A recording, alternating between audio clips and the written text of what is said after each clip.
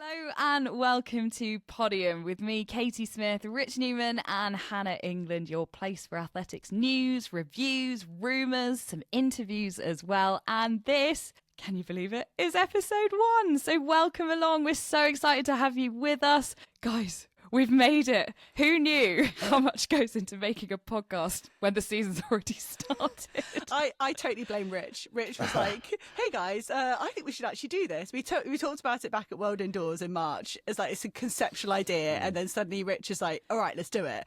And we were like, yeah, that's fine. And then 3 weeks later, did not realise all the effort that would go into this. But it's been good fun. Yeah, we definitely underestimated, I think, the work that goes into this. It's turned into a startup rather than a hobby or a podcast, which I think is how we started the thinking and all of this. But look, you're new to this probably, maybe don't know a lot about us. This is how it's going to work over the next few weeks and months. We're going to release an episode twice a week on a Tuesday, something a bit like this. So the roundup episodes, we're going to bring you all the latest results and stories from around athletics. And on Thursday, big name interviews, and we've got some incredible guests lined up for you as well. And I'm really looking forward to those interviews because we keep saying, as a threesome, we're commentating and we can't tell the full story behind the athletes. We have to press pause and then we have to go back to the action, and we just know there's so much more.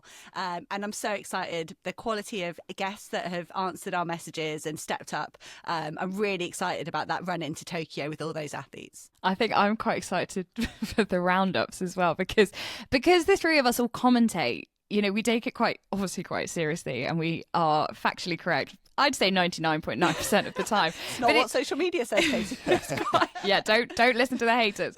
But it's quite nice that we get to actually engage in athletics in this way as well, and actually have conversations and give our hot takes or our really, really bad takes, and just get brought down a peg or two when we think we know what we're talking about. But I guess, should we just do a quick intro just for anyone? If you do want to go back, we have released an episode 0, which is a get to know us. So go listen to that and you can see if you like us. If you don't, just skip on to this episode 1 and we will talk about athletics in a moment. But Hannah, do you want to start us off and just how your week's been as well? So I'm a retired international 1500 metre runner, which is when you're this far into retirement, you definitely feel retired. So I'm currently trying to get fit for the summer. But I did win a silver medal in the 1500 metres back in 2011. That's my sort of biggest achievement. And I've got the privilege of still working in this sport that I love, that I've spent pretty much my whole life doing. And you haven't told us how your week was. Was it awful? No, it was epic. I had a wedding on Saturday, like one of my ex-training partners. And that whenever one of the ex-training partners gets married or has a big occasion, the whole gang gets back together. So it's just a whole load of reminiscing about how we used to be fast, how we used to be able to travel the world together, and now we don't. So yeah, that was lovely. It was a lovely weekend. What about you? What did you get up to? So I'm Katie. Cover lots of athletics and do a lot of commentary. I work on a lot of other sports, so it seems slightly ironic that I'm going to start our new athletics podcast talking about the fact I've been covering tennis for the last 2 weeks at the French Open. But I was covering the final on Sunday. I don't know if either of you saw this, between Carlos Alcaraz and Janniksen. If we're just talking athletic performance in terms of what these guys do. So they were on court for 5 hours, 29 minutes, 5 sets. And I do think, in the same way that, can you imagine those eyeballs on you on the start line of 100 metres? They had 15,000 people in that stadium, and throughout the world, millions of people watching them. The pressure on you individually, that everything, you have to own every single movement and mistake and point. And I just cannot imagine how much pressure that puts on you. Yeah, and it just got better, didn't it? As the match went on. Unbelievable. The final set was incredible. Yeah, so I'm Rich, and I've just also been working on a tennis. So yeah, we're starting off in a slightly weird way. So Katie has been working for BBC Radio 5 Live, and I've been working for TNT and Eurosport, commentating on it. So yeah, we're starting from a slightly odd place. You have done some running this weekend, haven't you? I had done some running. I've been injured for the last 8 weeks and not done any speed work at all. And I entered a 10K months ago and had a pretty awful day. But my daughter, 5.5, she did her second mile race and got a 3-minute PB. So I was really proud of her. She was doing she's 5.5. She was doing 4:30 8-minute kilometers at the end for the final 400 meters. And I was like, I'm actually having to run here. Like, it was incredible. So yeah, really proud of her. She had a really good day. Do you think she enjoys it? I think she doesn't. Yeah, I think she does enjoy it. I don't think she likes. She doesn't hate it. Yeah, she doesn't like the So feeling. you hope for an endurance runner that they don't hate it. What's interesting for a kid, I think, is like they are getting used to the how uncomfortable it is to get your heart rate up. That's what she doesn't like. So she doesn't like the first 600 to 800 meters. That uncomfortable feeling of, oh, this is a bit hard. This is not really what I want. But once she's into it, then actually she's settled into it. Everything's a bit more, she's just used to how her body is feeling, but she doesn't like that shock at the start. I think once she's running, she does enjoy it. That's pretty much sums up my run this morning, to be fair. I had a little pity walk out half a mile in because I'd gone uphill. I thought, no, this is just... But I was all right. I finished it. And this is why I was going to say this is why I do CrossFit, but I've started doing high rocks as well, which obviously involves a lot more running. And I won't even go into it. The most horrible session, I sent you guys a selfie of me after my session last week. I've never been so red in my entire life. So that's good Very fun. on trend. Katie, getting into the high rock scene. I know. Who do I think I am? I mean, that the irony being that I have no time to actually do a high rock, so I'm just doing the training for absolutely no reason. Anyway, Podium, let's chat athletics. So on our mini agenda today for this first roundup, so we're going to have a little look ahead in just a sec to the timetable that's just come out for the Birmingham European Champs. That's next summer. The push to get the World Championships back in London as well. Hannah, you've been sort of involved in that. We're going to do Rome Diamond League roundup, loads of really cool performances to talk about, and I guess where we're at with 3 of the 4 Grand Slam track meets complete. What have we learned? What's still to come? Who's doing really well? Etc. etc. So Hannah, I guess you wanted to kick us off a bit with like where we're at, because we are coming at this. The season has started. We appreciate that. We understand. But once again, we've got a World Champs at the end, and it's still quite a long way off, isn't it? We're going for the, what is it? We're going for the chip time, not the gun time. We have missed the start, but we're still we're still keen to be here. Little stumble, and now we're back the in. Chip Time podcast. Yeah, that's good way of looking at it. We should have got rebrand. Stop now. The season's getting into the real thick of it now. We've got about 3 months to go to the World Championships. The Diamond League's kind of coming into its European stage, and they're coming. There's a lot of Diamond Leagues in June, and they're going to whiz us along to Tokyo, and of course this new format where we're going to finish at Tokyo, and there won't be any meets afterwards, although there's already a few kind of naughty people chucking stuff in I think Athos is scheduled for October, and you're like, guys, come on. But no, I think it's going to be a great season. But what I think is intense for the athletes is this is our 5th consecutive year of global championships. I think this delayed track season is going to help some athletes recover and have enough energy for Tokyo. Normally there's a down year sort of globally every 4 years, so everyone can have a bit of a break in between the Olympics. It never really works out that way for the Brits, certainly, and for many other nations, because we have a European and a Commonwealth Games in that year. Commonwealth Games is in Glasgow next year, and the Europeans, as you mentioned, Katie, is in Birmingham, the best city you'll ever see. I came here as an 18-year-old and I've never left. If you did get to go to the Commonwealth Games in 2022, you know the atmosphere there was at the Alexander Stadium over in Perry Barr, so you know what you're getting into. If you missed it then, you have got another opportunity to experience like truly world-class athletics. The European Championships is phenomenal. The stars we've got in Europe are just great. So the event, it's the 10th till the 17th of August next year. We've been kind of looking at the timetable, trying to have a look at stuff. I think what's kind of funny, look at the very first day, Monday the 10th of August, you've got the whole of the women's 100 all done in a day, and then the men's event on the 11th of August, and we've always got British interest in that. You've got to look at Jeremiah Azu, just won the indoors, both championships indoors, world and European, so he could be going for sort of a home title in Birmingham next summer. And then there's a Friday night, there's a whole lot on that. Women's heptathlon, women's high jump, women's 400, men's 1500, that's going to be great. So that's one to look out for. But the Saturday and the Sunday are very strong as well. So encourage everyone to go and have a Google, look at the timetable and buy at least one ticket. Well, and some things that stood out to me were, you've touched on it there, this idea of the one-day deciders. I quite like this. So in the sprints, and I think it's going to be the same in the shot put as well, you have the heats in the morning and then semi-finals and finals in evenings rather than spread it out over 2 days. What do you like that, Rich? I think that's quite a cool concept. Yeah, I like it. I mean, it's hard to make it work at something like a World Championships where the field and the Olympics where the field is so big. I mean, in the Olympics, for example, we had extra rounds, didn't we, at Paris? So it really is a little bit prolonged with the sort of repechage rounds. But yeah, I think it's fantastic because I don't know what the athletes think of it. Hannah, what do you think they think of it? I think they're used to it. I think it allows athletes to double. That was one thing when I was looking at this timetable and I was trying to pick out who can double. And there's always the ability to double in the 1 and 2. And most athletes, that they know to allow the space in the timetable to do 2 events, they've got to smash all three rounds out in one day.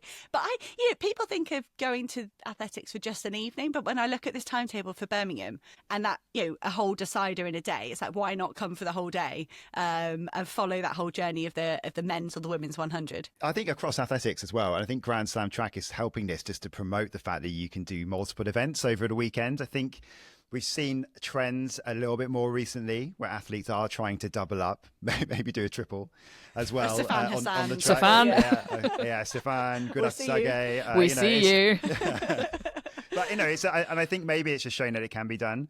And we're seeing it at the moment in Grand Slam track so early in the season. It's going to be really interesting to see how some of those athletes are holding up come the back end because they are competing so much at the start. I know we're going to touch on Grand Slam track a little bit later on. But, I think being able to give the athletes the opportunity at least or the chance to do it, the option where the timetable works out a bit better, I think that's perfect.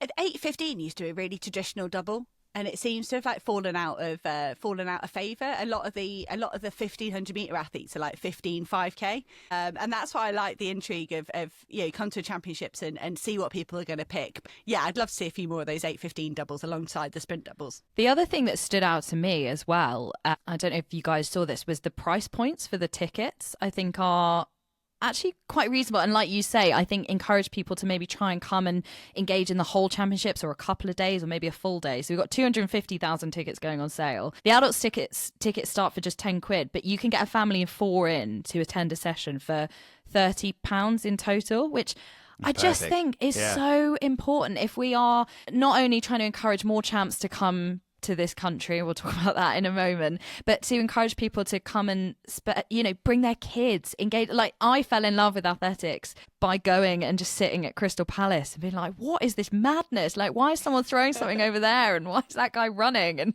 what's going on? And I just think it's a no-brainer, surely. We're so good at filling stadiums here as well, so you don't even need to make the tickets that low. I think regardless, most of the sessions would be a sellout. So it's a really sensible, and I think you've got a decision. I think you've got to applaud that decision to be able to make tickets so accessible. That's brilliant. I don't think it's something you see in sport very often as well. So it's actually seeing a bit of a bigger picture, because to get more kids, more families inside these stadiums to see this incredible sport, to get inspired to take it up themselves, I think it's great. And like I say, I just don't think you see it often enough. The impression I always get as well, I don't know if you agree with this, Hannah, is that international athletes seem to love competing in Britain just generally, but particularly at the major champs, because they know the crowd is always so good. And I guess this leads us on to the possibility that we could see world champs coming back to London, and you've got a massive smile on your face because 2017 was just sensational. Obviously it harks back to London 2012 as well. We still have the Diamond League, but to me this is just makes so much sense, right? It really, we've got a huge appetite for athletics in Britain. So whenever we do host something, it does go really, really well. And I think it's always a very serious bid. If Britain are going to put in a bid to host something, it's we've got a lot of rules here in Britain, with governmental rules and everything like that to put a bid for a major sports event. So I'm just so excited. I mean, I hope we win the bid, but I just know that for it to have got this far, it's been taken seriously by everyone that it needs to be considered by. Yeah, and you're one of over 100 athletes, past and present, Hannah, who've signed this letter to the UK government asking them to back the bid. And that's a big move as well. We also spoke to Jake Whiteman, who is coming up on this podcast in a couple of weeks' time. Look out for that. It's a really good interview. This is what he had to say about the possibility of the World Championships coming back here in 2029. My first World Champs was London 2017.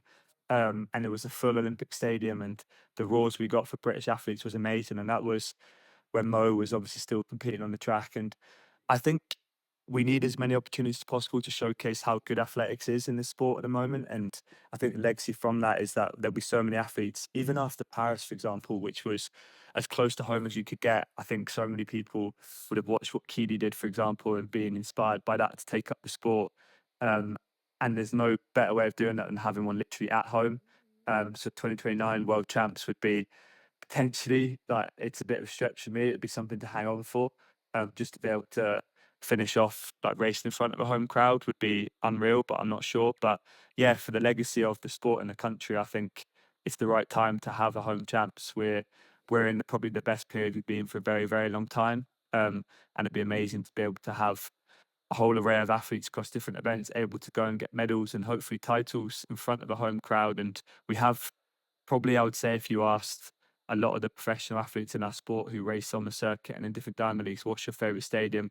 They would say the London Olympic Stadium. So I hope that we can try and encourage many athletes to come for those champs. And it's just this incredible venue that hopefully we'll see incredible performances, which will inspire a nation. So that's what Jake Whiteman thinks. It'd just be incredible, wouldn't it, from our point of view, to have the World Championships back here in London. We did get a statement as well from the Mayor of London's office. This is what a spokesperson said. The Mayor believes the time is right for the World Athletics Championships to come back to the London Stadium after staging what has been acknowledged as the most successful edition in its history in 2017. All stakeholders are working hard to get this over the line so London can put its best foot forward. If successful, we expect more than £400 million of economic benefit from the event. Hosting world-leading sports events is an important part of our work to build a better, more prosperous London for everyone. So that's what the Mayor's office thinks.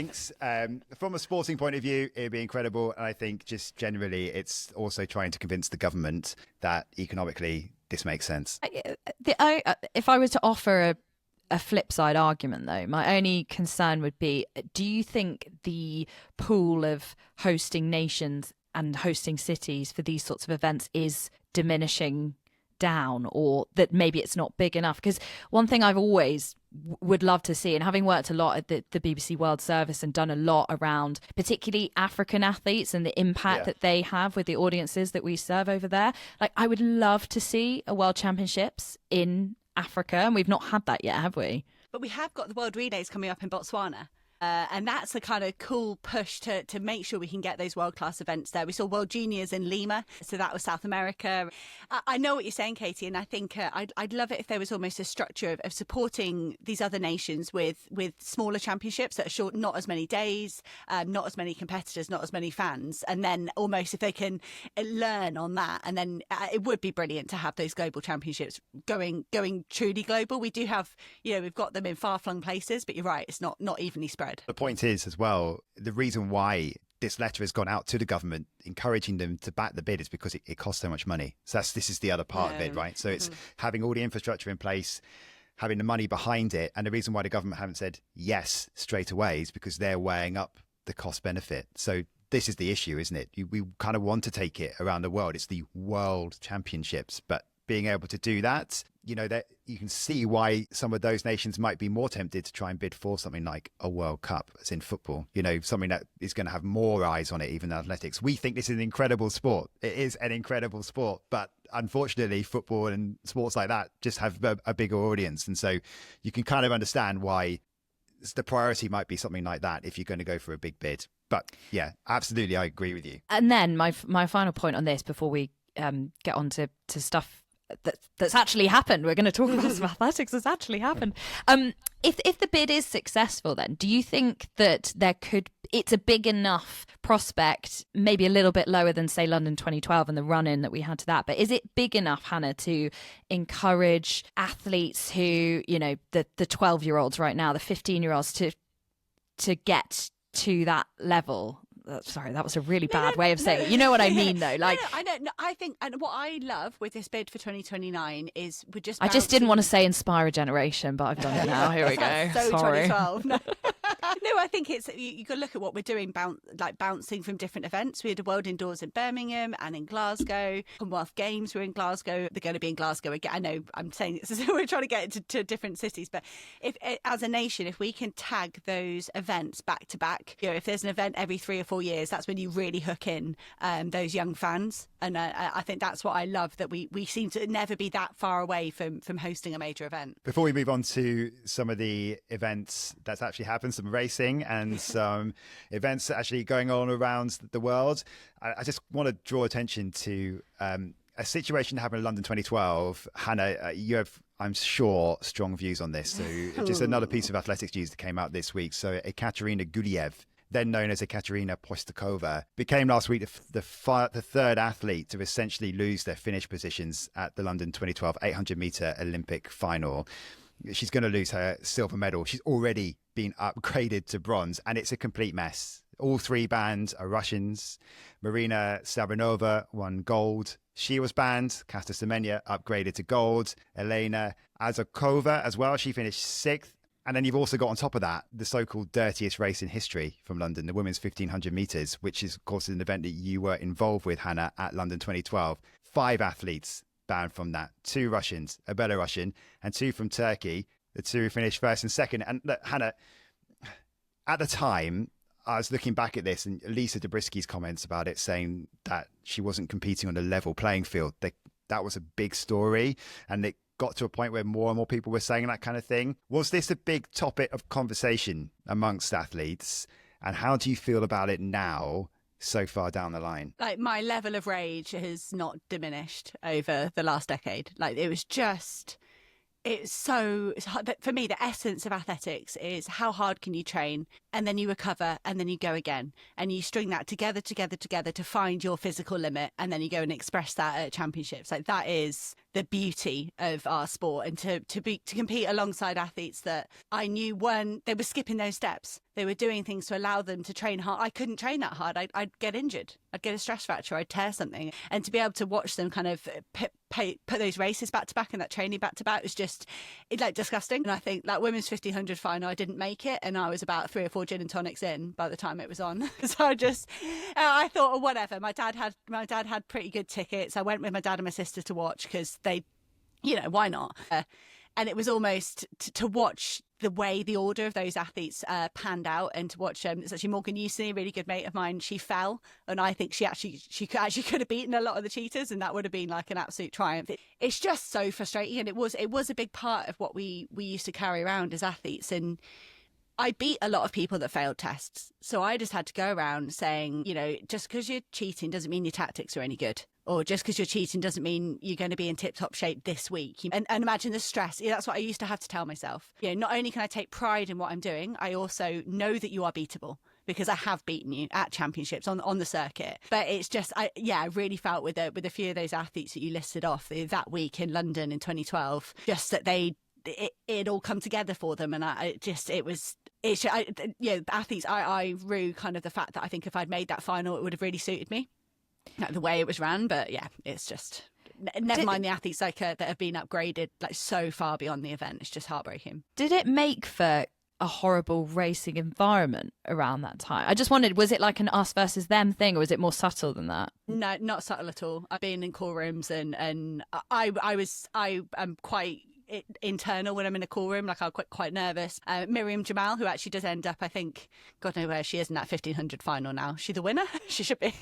She went in and she was right up in the Russian's face and saying, "Why are you here?" As one of the athletes had come back from 2 bans. Really? And she's, "Why are you here? Yeah, why are you here? Why are you here? Why are you in our sport?" And I thought hats off to her. And how did they respond, Hannah, at the time? Was it just kind of silence? They just looked like they didn't understand what those other women were saying.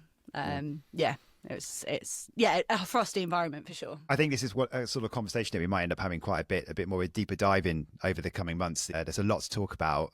Just before we move on, though, it's worth saying this was one of the darkest periods of Russia's anti-doping history, really, and it is being sorted out. I think we should probably make that point, because the Russian anti-doping agency seems to be getting its house in order, even calling for reform of WADA to make it a little bit more transparent, a bit more independent. That's got to be positive. I mean, so they're doing all the right things. That that side, which is why Russia were initially banned. Obviously, the Ukraine conflict means it's probably still a long way back for Russians to be competing in the sport. But it is worth noting that it does seem like they are making big changes. Well, it's certainly something I think we're probably all in agreement we will be coming back to. So let's leave that one there for now. Let's get back to 2025 then. So 1 month into the season, so much to get into. I think we're going to do a little Rome Diamond League roundup now. So I'm going to throw some names out there and you can fight over who you want to talk about first. I'm going to throw in Beatrice Chebet, Trayvon Bromell, Sarah Healy, Sandy Morris. I wanted to talk about Liam Adcock in the long jump, so I'll leave that for a minute. But Rich, have you got a preference? Beatrice Chebet, second fastest all time, 5,000 metres, 14:03.69, way ahead of everyone else. Didn't get the sub 14, and now there's a debate about whether she messed it up a little bit. Maybe she could have gone a little bit faster. What do we think? I don't know. I think you're right. She did slow down a tiny bit in the last couple of laps, but she really went for it. The conditions looked absolutely perfect. It's not like you're trying to shelter behind wind, and you've got the wave light. So I think she did fine for this attempt. But it'd be interesting to see if she goes again, whether she changes those tactics and whether we can have Gudav Segai on form. Because she wasn't quite on form, was she, in Rome? I was a bit surprised how she fell away, but actually, when we've seen her talk before about illness, and she'll sort of say that and then come back and be fine. Just interesting, I was just reading some quotes from Beatrice Chebet who said, world record's definitely on, because I was actually aiming to run 14:15 and ended up with 14... Well, she said 14:5, but it was under 14:5, 14:03.69, she said, Rich. So I wonder if that does lend into what you were saying, Hannah, which is, was she actually going for it, and would she have tactically done it differently? Like maybe she wouldn't have gone with sort of 3.5 laps to go and would have stuck with the group. And that's what she said with the 3K as well, wasn't it? She said I wasn't really going for the world record, and again she ended up 8:11, something like that. And it's so I think perhaps she surprised herself by her early season form, and we might see some real attempts. Was it Prefontaine when she did the 10K world record last year? Like that was a really sort of proper attempt. So I wonder if we'll see a kind of more concerted 5K world record attempt. What I also want to see is both of them in amazing form together in a race like that, because it sort of feels like we've not quite had that yet. I think we're going to get it, though. I think we'll get it in Tokyo. And then it's not all about the time. It's just about incredible racing. And I mean, that is one of the things to look forward to when we get to the World Championships in September. Those two, full gas, going at each other. And it's not just those two. I mean, the thing is, Gudav Segai was nowhere near in this race. She didn't fancy it. She finished 5th in the end. Wayne Hailu was second, 14:19.33. That's a long way back from Chebet. And there's some credible times in there. Nadia Batacleti, new national record in 3rd. 6 of the top 8, all with PBs. So it was a fast race generally. Chebet just a long way off. But I think there will be a situation where at some point this year, and let's hope it's in Tokyo, the biggest stage in the final, these two, it could be phenomenal. But who would you say out of the two then would go sub 14 first? Maybe Tokyo, maybe not the time to be going for that. It might be more of a race. But do you have an inkling that one of them can do it before the other? Hannah, what do you think? I'm going to dodge that one.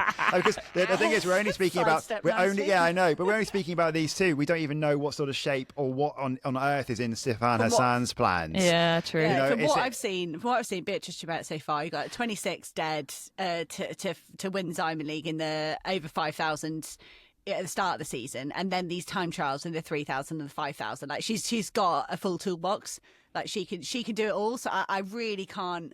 I can't. You know what? I only ran 26 seconds once as an athlete, and I was an 8:15 runner. And I'm like, you're a 5K, 10K woman. Like, yeah, I think she's good to go. I think she can focus on the times now, and then freshen up for Tokyo. Do you think it's basically hers then? She's the fastest one, Chebet. The medals out now. No, because I mean, in a tactical race, who comes out on top? Because and do we throw Faith Kipyegon in here too? It depends. Yeah, but then she outsprinted Faith Kipyegon in Paris. I know Faith had a bit of argy-bargy like in the last couple of laps, but Beatrice Chebet, she can do it all, and she does. I think her closing speed is good enough to handle anything. She just seems like a very nice person as well, doesn't she? I do rate how she goes around and everyone's like decked out on the track, like literally run faster than they ever have before. She finished about 5 minutes ago. She's like, yeah, good race. Wasn't really one, but Trayvon Bromell, then. Setting a new world shotgun. lead. I want that one. Right, off you go. 984. It was just brilliant in the men's 100. It's kind of been a bit of a slow burner, the men's 100, where you've got Akani Sambini running well. You've got Kenny Benaret running well over in the Grand Slam track competition, so he's not come together with some of the other athletes. But Trayvon Bromell, he was brilliant as sort of a youngster, 2015, 16, 17, and then so many injuries. And when he got a medal in Oregon, we were all like, this is it, he's back. This phenomenally talented guy is back. And then he just went back off the scene again. He just disappeared, struggling with injuries. Indoor season, he said, this is the first time I'm taking indoors seriously. Watch out. And then something must have happened because then he disappeared. So for him to come out and run 984, back under 10 seconds, beating a really good field, I think that's tremendous. And we had Kashane Thompson running 988 in Jamaica over the weekend as well. Like, that's really, really starting to come to a head with those athletes. And we won't get them all till Tokyo. We will not get all of those athletes going together until Tokyo, but I hope we have a few more matchups in the next 3 months. He looked, Rich, really shocked, I thought, with the time. And then I almost wondered if there was that slight regret, because I didn't think he ran through the line, did he? He eased up a little bit because he was well ahead of the field. I wonder if there's a slight frustration that, like, what he could have potentially done if he'd just dipped. Yeah, he's just saving it, isn't he? For a little bit later on in the season. It was a statement, wasn't it? I mean, it was a good field. Fred Curley was in there as well. Ferdinand Omanyala was there. Curley, I think, came 5th or 6th, I think, in that race. So not quite at it again. Kind of, Curley was the sort of, he's epitomising how the 100 metres and sprinting generally across men's and women's, I think, has sort of gone this season so far. It's not really come to the boil yet. It's only just starting to do that. But Bromell coming out with this time, and I just think it's really interesting as well that Thompson responded so quickly. And I think it takes a performance like that sometimes for other athletes to start raising their game further. And this, you know what it's like with the sprinters. They don't want to be left behind for much longer. They, as soon as one person has set a time like that, we'll start seeing the responses, and this might be where we start to see it. Well, we've already seen Letsile Toboko taking a mid-season break, perhaps with an injury. Noah Lyles hasn't started the 1s and 2s yet. So that's the thing. The men's 100. I think we've said this before. But you lose Usain Bolt, everyone says, oh, we need the next Usain Bolt. And instead, we have such a crop of evenly matched men. It's just such a good event. And a really excited young sprinters coming through as well. I know everyone's talking about Gout all the time, but it's not just about him. You know, like there are some incredible athletes coming through. Bayanda Walaza, for example, with that incredible very strange style that we all love. Lachlan Kennedy finally going under 10 seconds. There's so much going on in that men's 100. Christian Miller. Yeah. Well, and do we throw Jeremiah Azu and Zarnell Hughes in the mix as well? Go on, the Brits. Absolutely. Should we talk about Sarah Healy, Ireland's Sarah Healy? First ever Diamond League victory. Hannah's got her hand up. Yeah, I'm coming to you.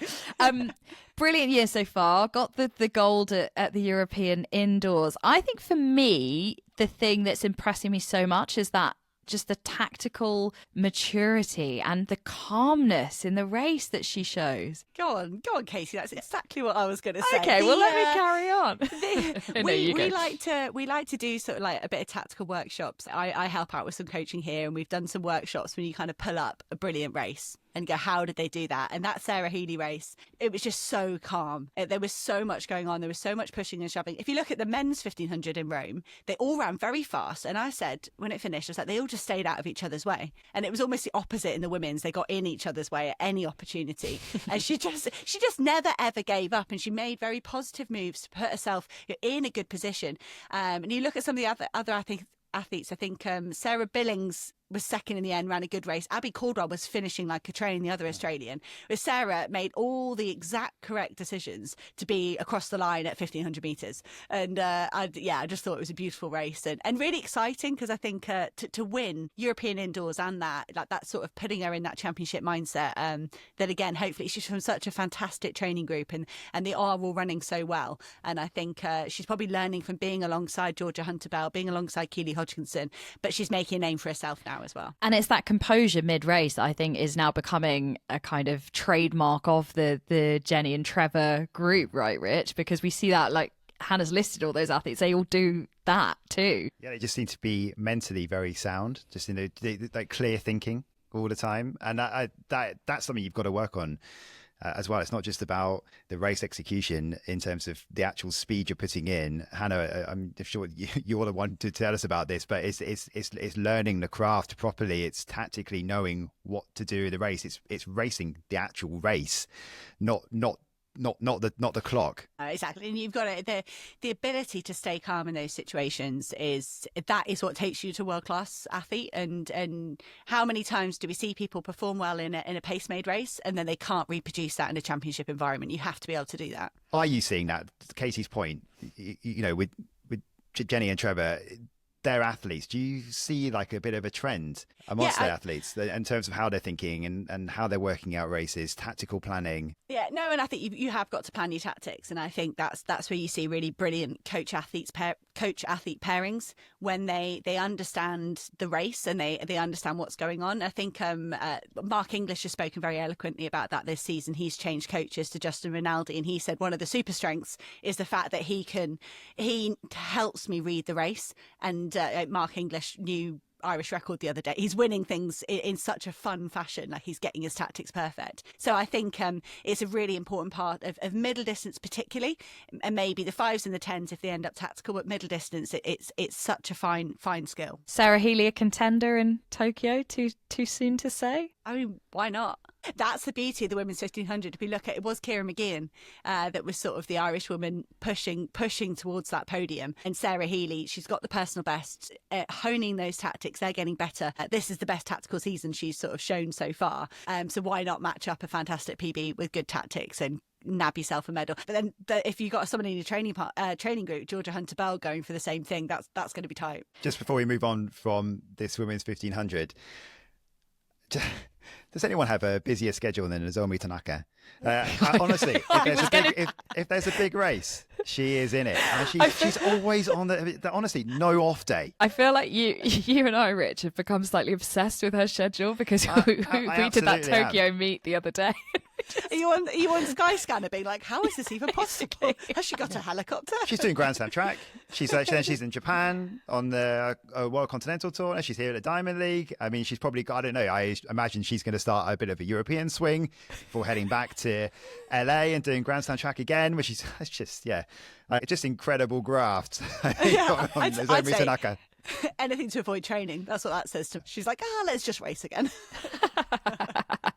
Okay, so that's enough on the track for now. And I think it's just worth pointing out that we're not going to be a podcast which is going to go into event, and deep diving into everything. We're picking out some of our standouts from what's happened over the past week. And let's look at some of the field event headlines that have been catching our eye, not just in Rome, but away from Rome too. So, Hannah, I think you wanted to start with the pole vault. Yeah, Sandy Morris getting her first Diamond League win in 3 years. That was so exciting for me. She's always there. She's always there or thereabouts. It's easy to forget. She's been picking up medals for a decade. And I want to take the time to go and look through her social media and see whether there's been any changes in location or coaching or anything. I don't know that has, but she's been so consistent. To see her take a win, I just hope that's the start of a trajectory for her, because I think she has been through a lot of injuries and a lot of setbacks, and if she can get in the mix with Katie Moon, with Molly Caudry, in those 480s, 490s. Nina Kennedy has had to have surgery, I think, this spring, the Olympic champion. And Alicia Newman, the other Olympic medalist, alongside Kennedy and Moon, it seems to be going well. But I think if we can chuck Sandy Morris in there as well, I think that's really exciting. And just the longevity of her career, it'd be brilliant to see her back on a podium. Yeah, and it's another event, isn't it, that hasn't really caught fire yet this season. I was looking back at the results from last year, and no one went clear of 480 until late June. Then it happened 14 times. Obviously, Molly Caudry, top of the list at 492. So again, it sort of maybe comes back to what we were talking about before. Once one athlete starts to do it, then it pushes the rivals to go and do it again. And, we're still pretty early in the season, aren't we? Yeah. And Bonan, the French woman who got the gold in Nanjing, she's pretty young. And I did commentary of that event, and she's quite a championship performer. I was so impressed with how she did it under the pressure. So I think there's quite a nice European spin on how the women's pole vault might kind of go this season, so I'm keeping my eye on that. I wanted to talk about the men's long jump. Liam Adcock from Australia, who I also think might have the best celebration in track and field right now, because he did about 8 million backflips. What does his coach think of that, do you think? Well, that's what I was thinking, Hannah, because surely he's like, oh my God, because this is a guy who's got a horrible injury history as well. Do you think his coach is like, oh mate, like, come on, you've just set a PB? His coach is like, now you can all see why Liam's injured the whole time. It's nothing to do with what we do in training. It's all these backflips. But he's improved so much this year. He's improved by over 30 centimetres. And that was a big win to take in Rome. And the event's very, very competitive. Yeah. Well, and also I think it's the fact that they go into the final three. It's Tentoglu, the Olympic champion, to go first. Doesn't, I think he stays in first, but doesn't extend by a huge, I think it was a couple of centimetres. Then Falani comes in and goes, 3-4 centimetres beyond. And then I think being an Italian crowd, they sort of thought that was it. We got our indoor champion. He's the guy, he's the man. He's a really cool character. I do really like him. And then Adcock is a bit of a dark horse, but I think you cannot now ignore the consistency he's showing, even though he calls himself old.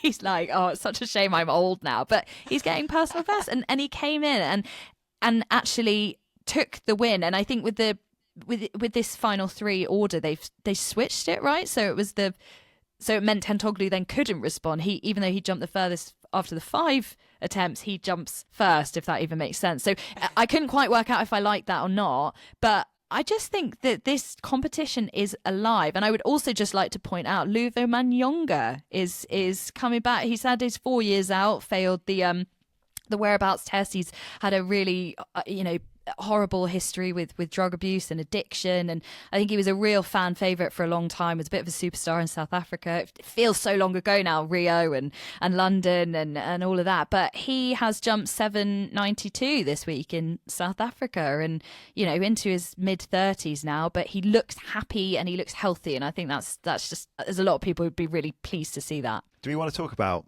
Tentoglu and how he's doing at the moment? Because, is it time to think about whether his best is behind him? I don't think it is, because I'm looking back. He's only 25, 26. No, there's a lot of chat about. So I bring it up because there's a lot of people who are sort of saying that. But I'm going back through his results last year, and he's basically at a similar kind of point from where he was last year. But he hasn't had the year that he's hoped for so far. That is for sure. The indoor season wasn't great. He wasn't able to compete in Appledorn in the end because did he have an illness just before he started? Yeah. He was ill, wasn't he? But he wasn't in great shape anyway at that point. He wasn't tearing up any trees. But I think there's a lot of people just saying, oh, maybe Tentoglu, now we're showing he's beatable. He's not going to dominate as much. I'm not so sure. I'm just going back through his results last year. In Rome last year, around this time last year, at the European Champs, 865. But before that, he hadn't gone clear of 8:30. So he's kind of roughly around the same kind of level. I think what I see in Tentoglu is someone that's actually had a bit of the Olympic blues. Again, I've no idea. But we're seeing so many athletes come out in this 2025 season fine. Whereas I can relate much more to someone like Tentoglu coming out just a notch below. Femke Bols skipped the whole indoor season. She was like, I'm fatigued, I can't do this.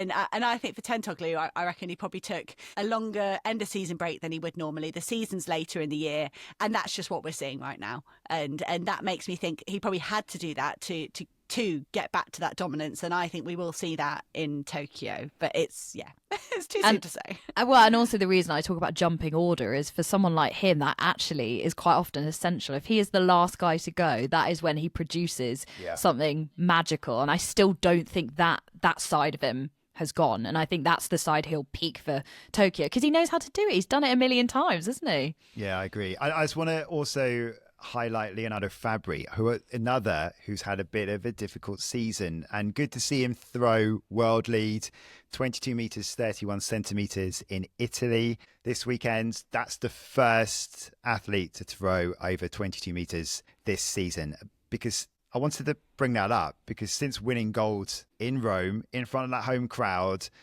hasn't really gone to plan for him. He went to Paris, a lot of expectation, didn't get a medal, 5th at the Olympics, didn't qualify even for the final in Apeldoorn at the European Indoors, 4th in Nanjing. That shot put final won by Tom Walsh. Again, it wasn't the highest quality final from any of the athletes, and Walsh coming out on top. He was by far the most consistent in that final. But it's just good to see Fabry back to it again, because it just looked like a little bit short of confidence maybe, because we know how good he is. But to produce something like that, a first over 22 meters and way over 22 meters, 22.31, that no one else has gone clear of 22 meters this season, that is a big statement from Leonardo Fabry. I think he's got a lot of fans, and it's just good to see.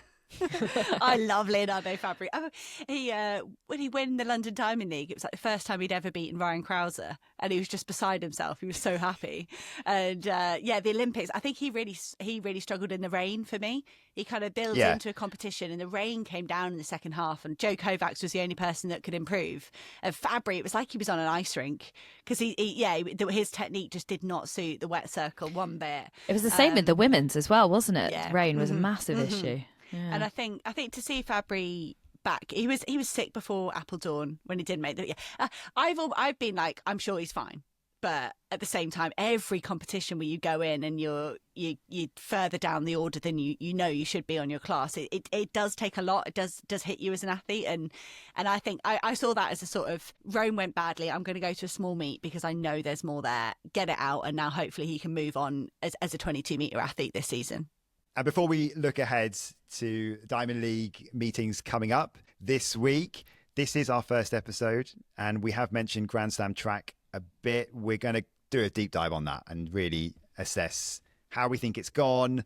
We've already talked about some early season performances, but I think at Grand Slam track, I don't know what you think, Hannah and Katie, we've seen some hugely dominant performances, haven't we? The likes of Kenny Bednarek and Melissa Jefferson-Wooden. What have you made of how it's gone so far?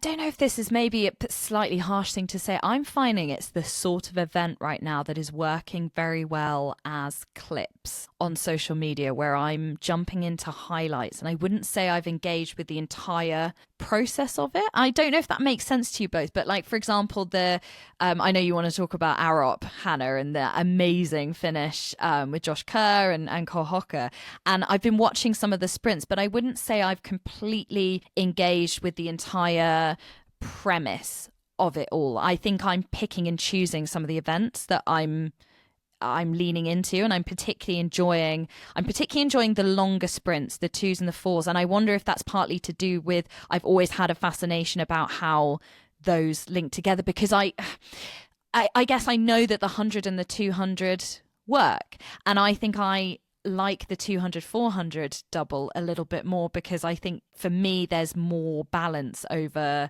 are you coming down from an 8-4 runner, are you going up from a 1-2 runner? So I think I've been leaping into the highlights rather than the entire thing. I would agree with some of that, and I think to force people into the 8-15 double, well, they might do that at the major championships, but we don't see it at national championships. We don't see it very much. I have really enjoyed watching the same field run an 8 and a 15 against each other, both in the men's and the women's. It's been super competitive. But for me, MVP of the Grand Slam track so far is Marco Arup. The 800s have been class. He could have just chilled out and run them in some of the races. He could have run them differently and less aggressively.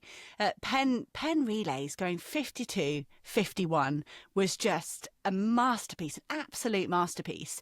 And that, when he only lost the Olympics by what, 100th or so to Wanyonyi, like, to be able to do that performance in Penn was great. And then I've loved watching him try and hack the 1500. Like, every meet he's got slightly better at it. And Penn, he went with 300 to go, and I was on the sofa and I just yelled at my husband. I was like, he's gone too early. It's like, because you could tell the whole race he was like, patient, 300 to go. And it was just like, I think he would have won it if he'd waited. Well, and I would add to that, I feel like I've sort of given the negative first. That the thing I've actually really enjoyed lends into what you were saying, Hannah, which is the consistent rivalries. And I suppose that's a lot of what Grand Slam track was about. I like the fact that we're seeing them race each other, but they are also trying slightly different things. And each race is like tactically different. And I guess maybe I over the 8 and 15, we're sort of used to that generally, but it is nice that it's those same fields and you feel like these guys that, I don't know, particularly ones like Josh Kerr, have avoided those sorts of matchups for a while, that it is every time you're like, oh, right, who's going to go? Who's going to wait? Who's got the sprint? Like that's been really exciting. I think we're going to go really big on this, aren't we? Once the LA Slam is done and we've wrapped up the first ever Grand Slam track season, my only point would be there's a real issue with the long distance events, the having to cut one, because the condensed format into 2 days was way better, in my opinion. It just flowed better. It's quicker. It's a better watch. I was watching that live and it just felt slicker, but you cannot ignore the long distance events. There has to be a way of somehow trying to find a way to fit it in. And my other concern is, I think we saw it maybe the first meet, maybe the second meet a little bit more with like Grant Fisher, for example, where an athlete just knows what they need to do to win the slam. That bothers me, because that's no longer racing. That is just knowing what points you need to win it. And that isn't that. I think that sometimes that can really take away from the second event of the slam. Well, that was Matt Hudson-Smith in the 200 in Philadelphia. He opened up, he shared that he'd hurt his hamstring in Miami. So he was nervous about doing the 200. He was all right on the 4 because it's a bit slower, a bit less aggressive. 200, he ran it safe. Yeah. And you're right. Yes, that's not as entertaining as it's not. It's a bit like playing. Go, yeah. No, it's a bit like taking a ball into the corner flag a little bit. You know, to sort of see out time to win. That's my equivalent to that. No, one thing on the long distance, we used to do fifth half mile, which if you talk to any endurance athlete is just the best way to finish a season ever. But the worst thing they do is they put a halfway prize money on. Be an extra $1,000 if you were winning at halfway, as long as you ran under 4 minutes for the men, 4:30 for the women. I'd be so tired. I'd be going, why are we doing this? Why are we sprinting for an extra $1,000? But that brought the race to life a little bit. That got it moving. And I think there could be a real simple solution of, if you're leading at halfway. I know it's gimmicks and people say, it's different stuff, but that's a pure one. There's still no pacemakers. There's still no lights. Just saying whoever's leading at halfway, you get an extra payday. So before we go, we've got Oslo Diamond League coming up this week. You're going to be there, Hannah? I am. I've never been to the Oslo Diamond League, so I'm very excited. Have you not? Oh, it's absolutely amazing. You're going to love it. It's stunning. I love the stadium. I love Scandinavia. I think a trip to Norway is always makes for a good week, let alone getting to work. Oslo. It looks like it's going to be a great meet. I think there was a world record attempt in the men's 5K, primarily set up for Jakob Ingebrigtsen, who's then been injured. So that will disappoint the home fans. But when you got the likes of Hagos Gebre, Yomif Kajelcha, Baruhu Aragari, Joshua Cheptegei's 12:35 does look really vulnerable. That was set in Monaco, and everyone says Monaco's the place to go for a distance world record. But Oslo is a quick track, so I'm really looking forward to that. And Rai Benjamin versus Carsten Warholm versus Alisson dos Santos in a 300-meter hurdles. There's no way Carsten Warholm's 33:05 from Xiamen lives. Like that's gone. It's going to be 32 seconds. But I just love the gimmick of we're going to see those guys clash, but over a different distance. That sounds very much like Grand Slam track, doesn't it? 300 hurdles. I am here for it, if I'm honest. Right, pack first edition of Podium. Well done, guys. We've done it. What a start. We've made it. First episode complete. Well, we really hope you've enjoyed it. That's actually the most important thing. Doesn't really matter what we think. But we've got so many exciting things planned coming up. And if you join us on Thursday, which you absolutely should, Ailish McColgan is going to be our first guest, talking all things London Marathon and that first experience for her. Yeah, if you like this, please do subscribe, follow, depending on which podcast platform you're listening to us on. Share on social media if you really liked it. And if you can, leave a review on Apple Podcasts. It really helps us to grow further. We're pretty excited about this. I think we've got off to a pretty good start. We hope that you are here. We hope that you are here with us for the entire journey. And Olympic champion Hamish Kerr has just followed our Instagram account, so you should too.